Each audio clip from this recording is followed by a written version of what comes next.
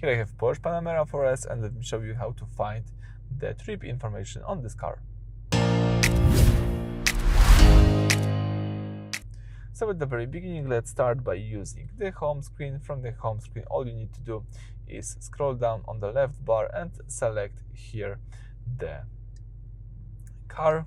Under car, you've got here control or trip. Let's choose here trip.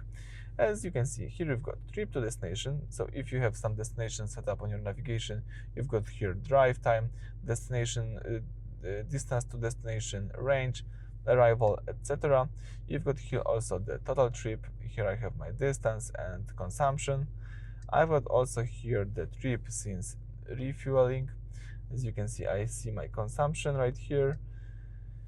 This is also trip since 7:26 in my case. I can also set up some personal trips as well. So that's it. Thank you for watching. Please subscribe to our channel and leave a thumbs up.